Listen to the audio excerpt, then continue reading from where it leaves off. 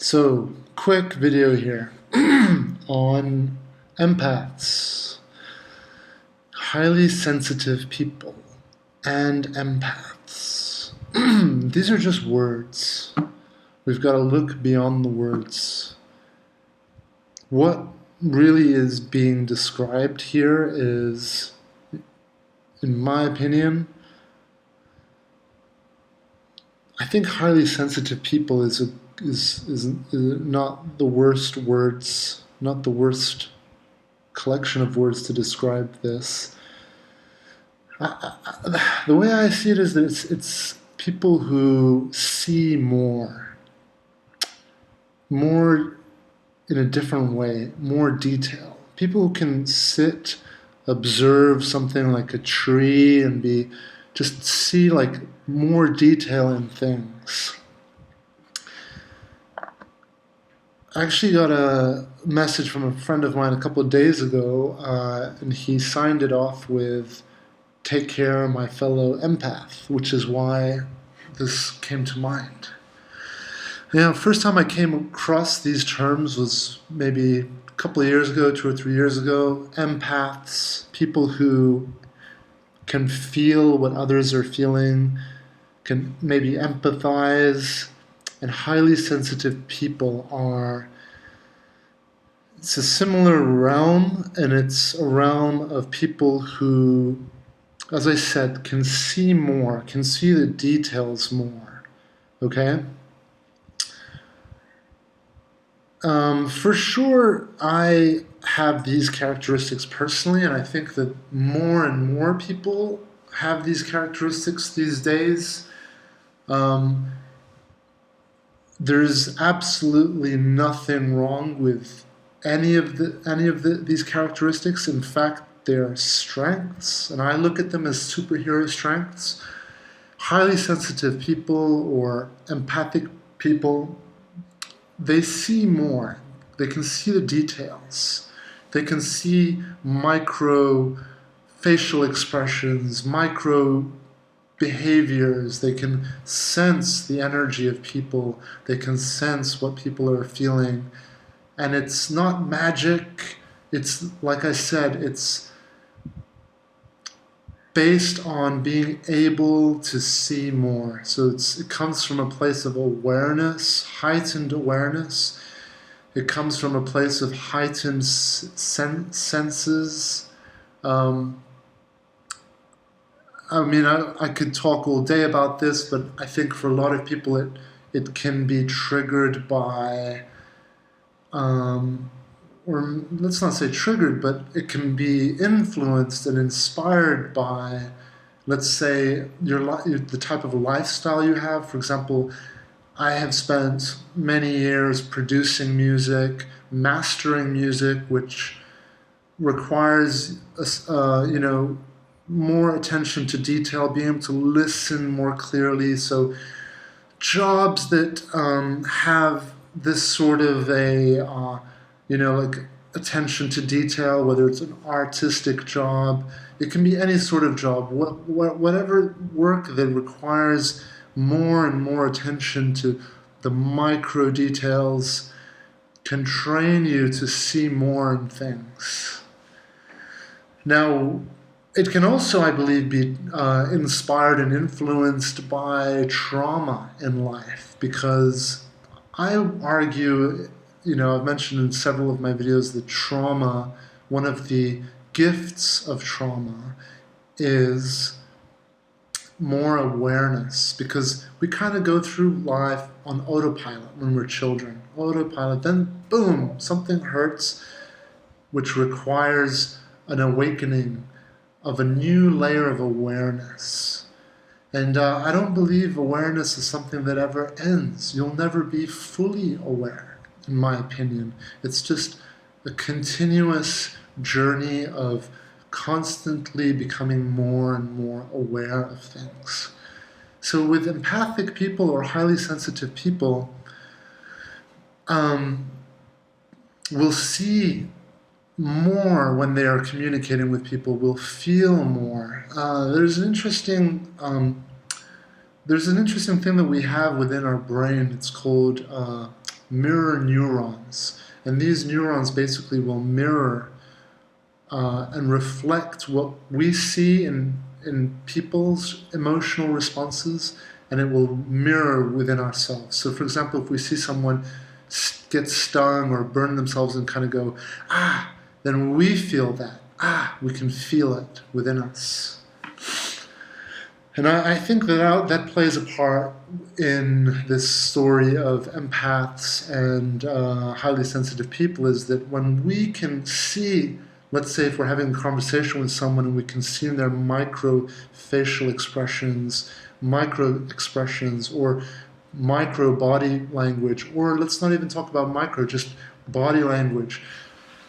The majority of people aren't aware of these things, aren't paying attention to these things.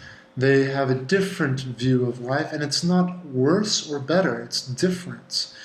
You know, we all complete each other as a global hive or community or society. Like each one of us is like a jigsaw puzzle.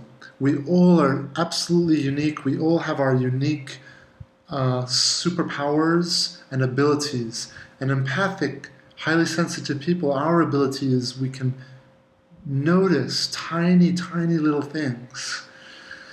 And we prefer environments with less stimulation. We don't like parties. We don't like too many people around. We prefer environments or settings that have more silence, where we can listen to the tiny things that emerge out of that silence.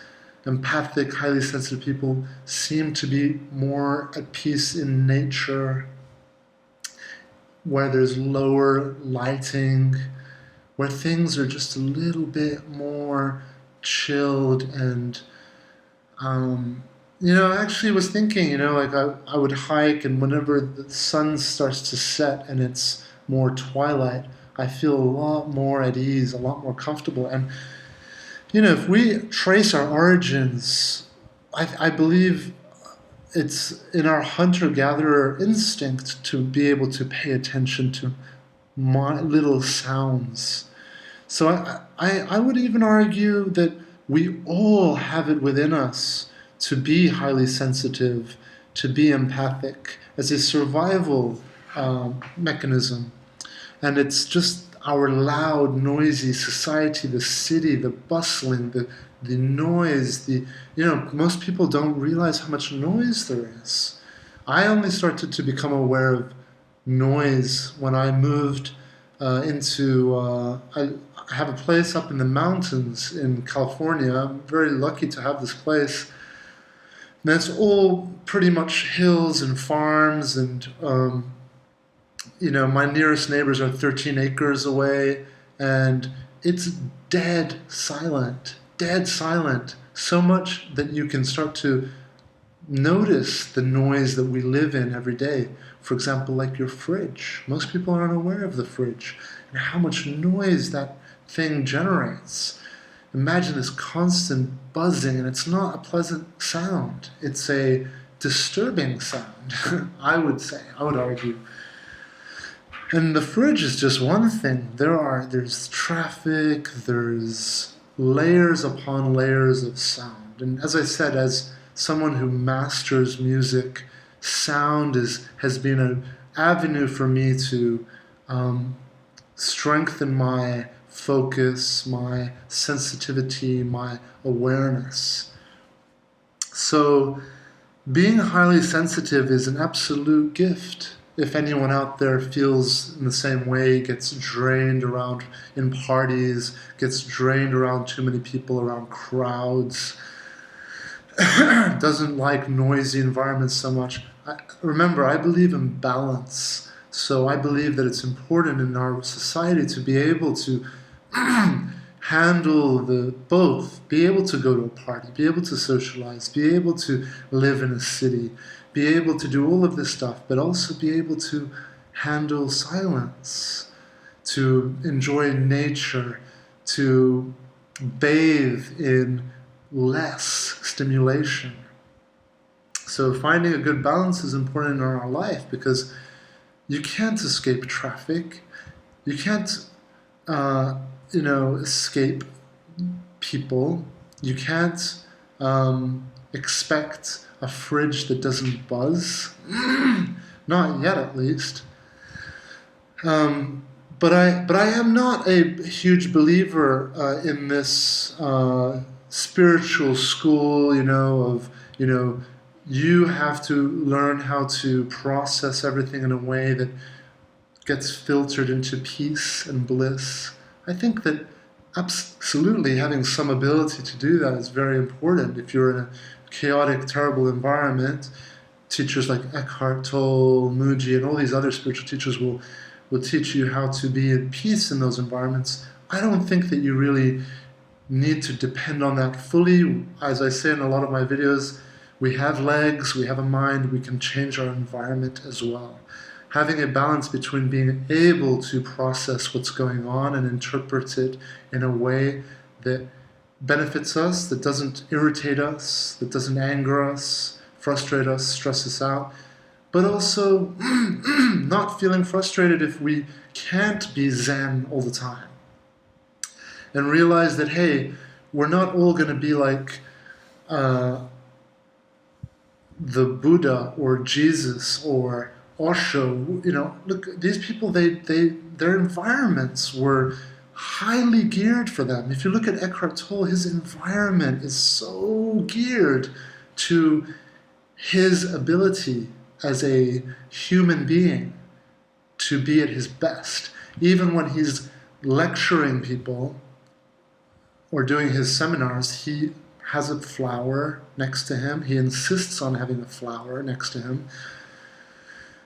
I've heard interviews of people that have hung out with him, and they would say that, he hung out with me, but he insisted beforehand that we do not speak.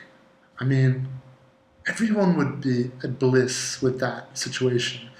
Look, we're going to go on a hike, but before we go, just want to make it clear that I want you to shut the fuck up. Right? You don't have to be Eckhart Tolle or Buddha or Dalai Lama.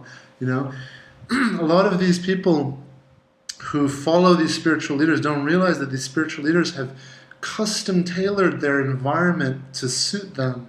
They are in a peaceful environment. And I'm not hating on these people, but I just want to make this clear that, most people don't have the privilege of Eckhart Tolle or Muji to just sit on this beautiful chair and in a beautiful environment that's perfect for them. Most people live in cities. They have work jobs that are stressful. They're not in the best situation that they would love to be in. But you have the ability to every day adjust your environment. And it's not going to happen overnight, but you do it step by step. Plan forward. Try to adjust your environment so that your environment starts to become a better place for you. Now, I don't want to get too off topic here, so this video is highly sensitive people and empaths. And I want to wrap it up here a little bit by saying that, and I'm going to make a video about comfort zones, but a lot of people talk about comfort zones without really understanding comfort zones. They'll say, why don't you get out of your comfort zone and travel a little bit? Go out, be sociable, right? And it's going to be usually extroverted people who are going to say that. Not empathic, not highly sensitive, not introverts. It's going to be the extroverted people who are going to be like, why don't you get out of your comfort zone and, do this and travel. Look, comfort zones mean different things for different people. For an extroverted person, for them to be out of their comfort zone would mean spend some time on your own. Spend a weekend and don't see anyone. Can you do that? That would be hard for them. And that would be them trying to push and get out of their comfort zones. So comfort zone is very much dependent on the type of mental conditioning you have, designed over the years. Um, Givers and takers. You have the people who get energized by giving. Then you have the people who get energized by taking. So givers should practice taking. When people give to a giver, take. I know this because I'm more of a giver and I find it sometimes uncomfortable receiving.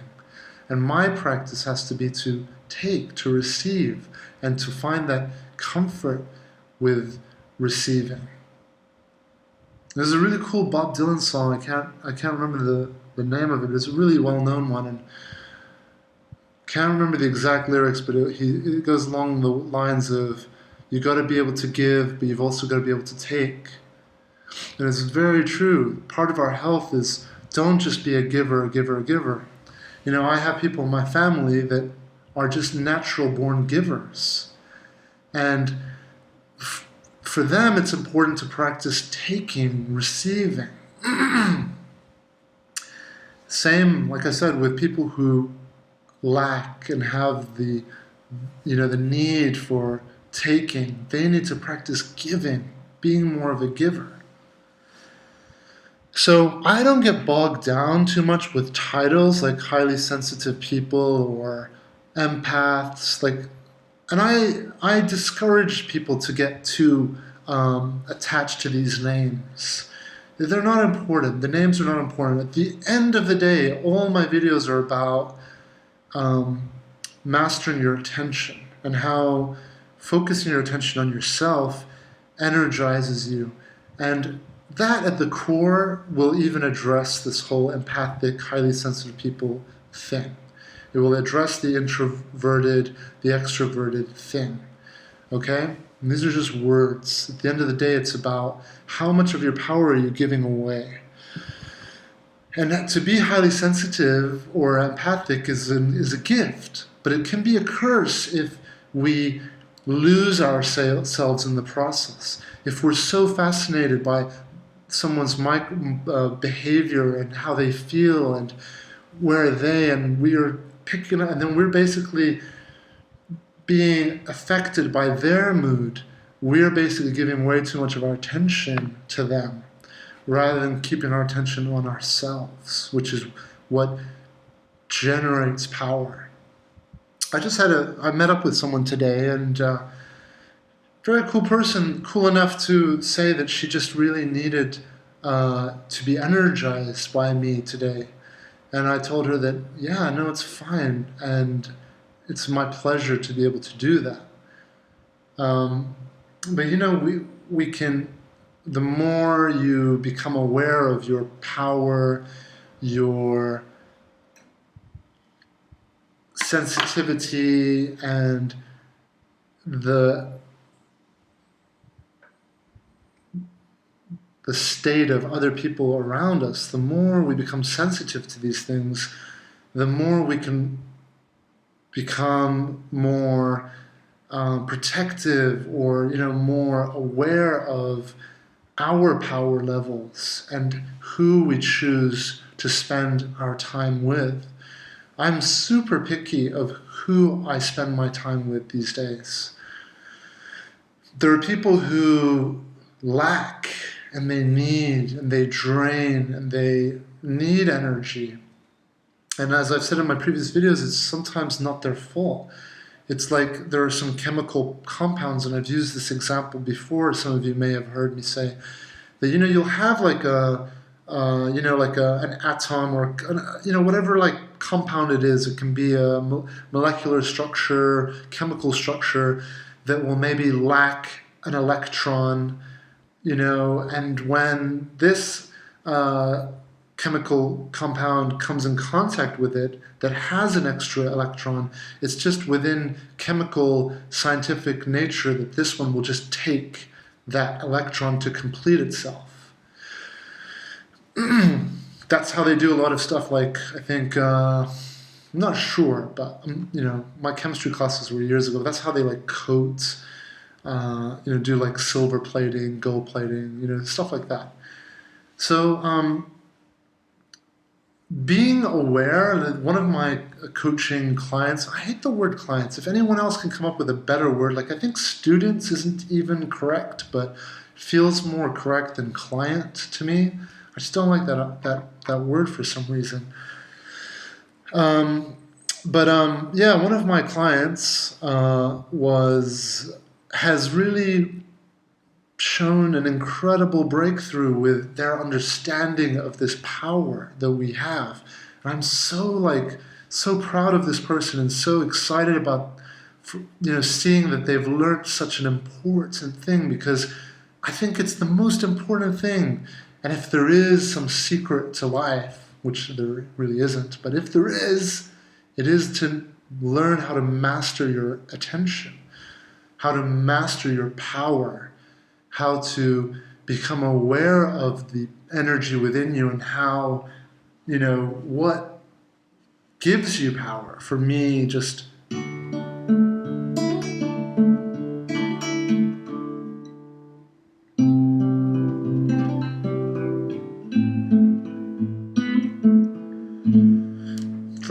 playing my guitar is so hugely energizing. Even just then, I just felt my power go up, my energy go up.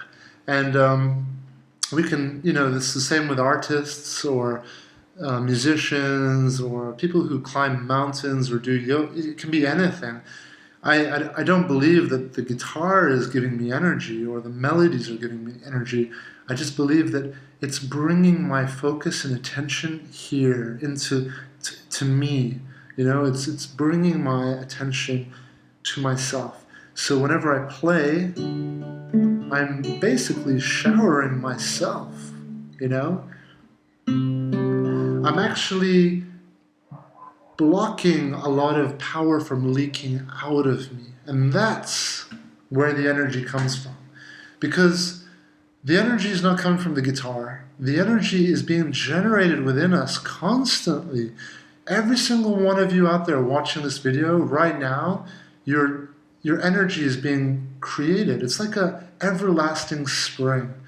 And you're just constantly creating energy within you. It's just constantly being generated. It's just that we're leaking it out as well. We're leaking it out while we're generating it. And that's why we feel anxious, depressed, angry, frustrated, weak, empty, because it's being leaked out. And how is it being leaked out? It's being leaked out by our attention. I talk about this in a lot of my videos, that your attention is like the hose pipe that your energy will go out through. So if you're on Tinder, if you're on Facebook, your attention is going out. If you're thinking about your ex, if you're thinking about whatever, your attention is leaking out. But when you bring your attention into yourself or this moment,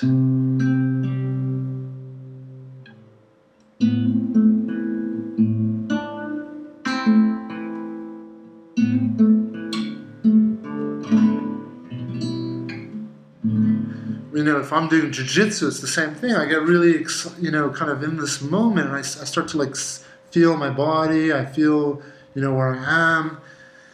So our practice is to be able to, first of all, identify all the things that energize and empower us, and then use them whenever we feel depleted. You go to them, go to my guitar, go to my, my, whatever it is, my reading, my hiking, my journaling. Journaling is a very powerful one. When you write, you'll feel it. Just do a couple lines after you watch this video. Write down 3 things you're grateful for. You're going to feel that you're encapsulating your energy and your power into yourself. You're holding it in.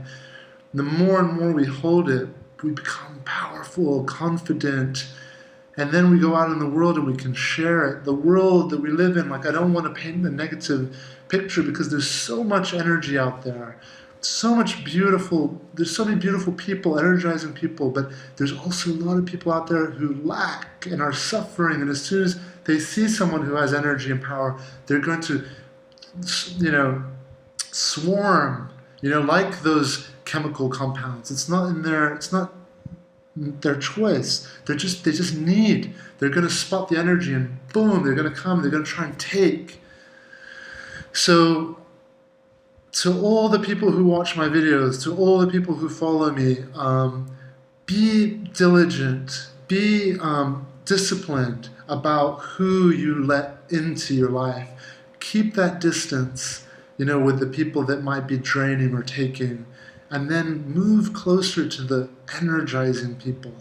Not saying that you're going to be a taker of their energy. No, we need to share energy. That's what we're on this earth for, to share energy with each other. Okay? And yeah, don't get too bogged down with the whole empathic, highly sensitive people. This video, I guess, is geared for anyone out there who stumbles upon these terms or thinks they're suffering because of these things. Don't feel that way at all. It's a gift.